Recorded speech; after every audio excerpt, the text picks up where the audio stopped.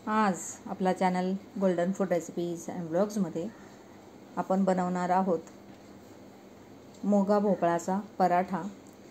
त्याच्या अगोदर त्याच्यासोबत खाण्यासाठी एक छान अशी मजेदार टमाटर बडे मजेदार मस्त टोमॅटोची चटणी करूयात। खूप छान लागते। तुम्ही ही चटणी भातासोबत देखील खाऊ शकता, पराठा केला त्याच्यासोबत खाऊ शकता, थेपले केलेत, थालीपीठ केलं, कुठलाही पराठा थालीपीठ थेपला असू देत किंवा भाकरी चपातीसोबत देखील खाऊ शकता किंवा काही भाजीला नसेल त्याच्यासोबतही खाऊ शकता। तर त्याच्यासाठी आपण घेतलेले आहेत टोमॅटो, लाल लाल टोमॅटो हवे त्याच्यासाठी। तर टोमॅटोचं बुडखाची साईड काढून घ्यायची आणि अशा पद्धतीने थोडी मोठी कढई घ्यायची आणि या चटणीसाठी कढई शक्यतो स्टीलची घ्यायची। आंबट पदार्थ कुठलाही ॲल्युमिनियमच्या कढईमध्ये भांड्यामध्ये करायचा नाही। तर टोमॅटोचं बुडूक काढून घ्यायचं, 2 फोडी अशा पद्धतीने ठेवायचा। चांगला मुठभर लसूण त्याच्यामध्ये घालायचा आहे, लसणाने छान अशी टेस्ट येते। त्याच्यामध्ये 2 पळी तेल घालूयात। 2 पळी तेल घालायचं, मस्त असं झाकण ठेवायचं, कारण झाकण नाही ठेवलं कारण जे आपण तेल घातलेलं आहे हे टोमॅटो आणि तेल, टोमॅटोमध्ये भरपूर पाणी असतं त्याच्यामुळे हे तेल बाजूला उडतं आणि गॅस खराब होऊ शकतो। म्हणून 5 मिनिट मंद आचेवरती अशी शिजू द्यायची छान असे। 5 मिनिटानंतर झाकण काढून बघू शकता त्याचं सहज हे साल निघतं।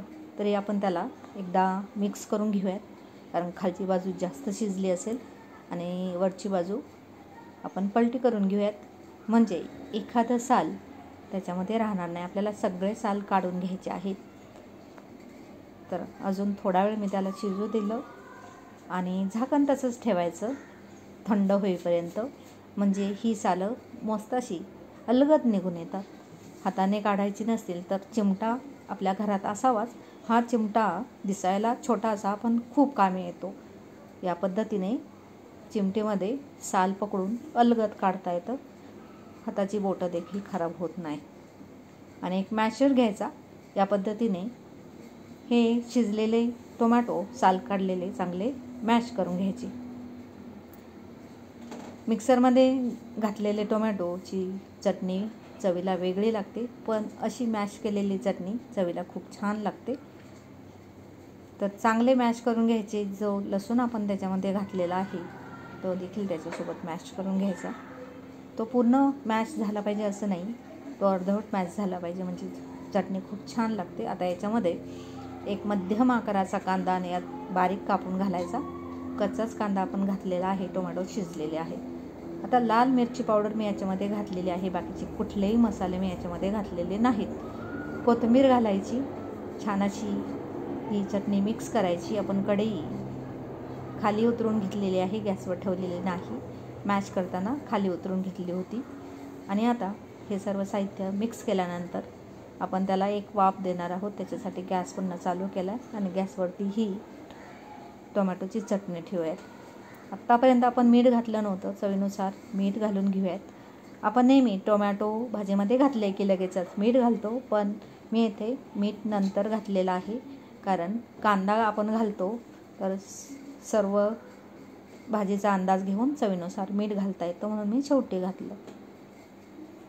एक वाफ द्यायची चांगली, थोडीशी उकळी यायला हवी, तुम्ही बघू शकता, पण कांदा पूर्ण शिजवायचा नाही आपल्याला। तर एक वाफ आली त्याच्यानंतर पुन्हा मी कोथिंबीर घातलेली आहे। चटणीला भरपूर कोथिंबीर घालायची आणि कोथिंबीर घातली, एकदा भाजीला मिक्स करून घेऊयात आणि मस्त अशी ही चटणी आपली तयार झालेली आहे। ही चटणी तुम्ही भाकरी चपातीसोबत खाऊ शकता, काही भाजीला, बऱ्याच वेळा काही भाजीला नसेल तर हीच भाजी आहे, हीच टोमॅटोची चटणी भाजी म्हणून खाऊ शकता। मुलांच्या देखील अतिशय आवडीची आहे, त्यांना तुम्ही स्कूल टिफिनमध्ये देऊ शकता। सलाड म्हणून देखील ही चटणी तुम्ही खाऊ शकता, कोशिंबीर म्हणून देखील। आणि कुठलाही प्रकारचा पराठा, हिवाळा चालू आहे, बऱ्याच प्रकारचे पराठे, मटारचा, आलूचा, कुठलाही पराठा थेपलासोबत तुम्ही खाऊ शकता। थँक्यू।